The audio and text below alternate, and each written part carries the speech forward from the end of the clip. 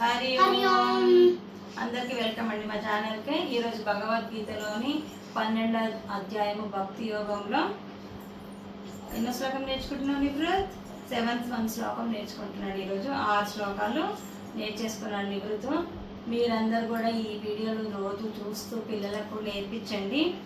మీరు ఎక్కువ మంది చూస్తూ ఉంటే నేను ఇంకా నెక్స్ట్ చాప్టర్స్ కూడా నేర్పించడానికి ట్రై చేస్తాను.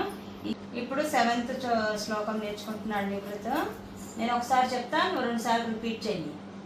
తేషామహం సముద్ధార్త తేషామహం సముద్ధార్త తేషామహం సముద్ధార్త మృత్యు సంసార సాగరాత్ మృత్యు సంసార సాగరాత్ మృత్యు సంసార సాగరాత్ భవామి న చిరాత్ పార్థ భవామి న చిరాత్ పార్థ భవామి న చిరాత్ పార్థ మయ్యావేశిత చేతసాం మయ్యావేశిత చేతసాం తేషామహం సముద్ధార్త మృత్యు సంసార సాగరాత్ భవామి న చిరాత్ పార్థ మయ్యావేశిత చేతసాం.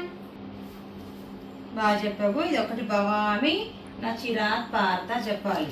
హరి ఓం అండి. ఇంకా రేపు ఇంకొక శ్లోకంతో మీ ముందుకు వస్తాము. మీరు కూడా అందరికీ పిల్లలకి నేర్పించడానికి ట్రై చేయండి. మీరు కూడా నేర్చుకోండి.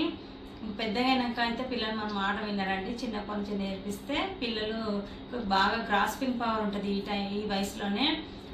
చూసారు కదా నివృత్తి అసలు ఎంత ఒత్తులు కూడా అవన్నీ 1-2 సార్లు మనం చెప్పామనుకో క్యాచ్ చేసేస్తున్నాడు. చిన్నప్పుడే పిల్లలు అట్లా క్యాచ్ చేస్తారు మంచిగా, అలా కూర్చోగలుగుతారు కూడా. పెద్ద అయిన తర్వాత కొంచెం మనకు కూడా కష్టమవుతుంది. ఇప్పుడే చెప్పామనుకోండి ఒక దగ్గర కూర్చొని నేర్చుకుంటూ ఉంటారు. ఆటోమేటిక్గా వాళ్ళకి ఇంట్రెస్ట్ పెరుగుతూ ఉంటుంది. రేపు ఇంకొక శ్లోకంతో మీ ముందుకు వస్తానండి. హరి ఓం. అప్పటి వరకు నా ఛానల్ సబ్స్క్రైబ్ చేసుకొని వీలైనంత మందికి మీరు షేర్ చేయండి, లైక్ చేయండి. లైక్ చేయడం మూలాన ఎక్కువ మందికి రీచ్ అవుతుంది ఈ వీడియో. రీచ్ అవుతే ఇంకా నాకు కూడా కొంచెం ఇంట్రెస్ట్ వస్తుంది. ఎక్కువ మంది చూస్తూ ఉంటే వీడియో ఇంకా కొత్త కొత్తవి ఏమైనా నేర్పించండి. భగవద్గీత శ్లోకాలు 700 శ్లోకాలు ఉన్నాయి కదా, అవి అందరూ నేర్చుకుంటే చాలా బాగుంటుంది పిల్లలకి. అలా మనం రిపీట్ చదువుతూ ఉంటే మనకు దాని మీనింగ్ కూడా తెలుస్తూ ఉంటుంది. మీరందరూ కూడా నేర్చుకోవడానికి ప్రయత్నించండి. హరి ఓం.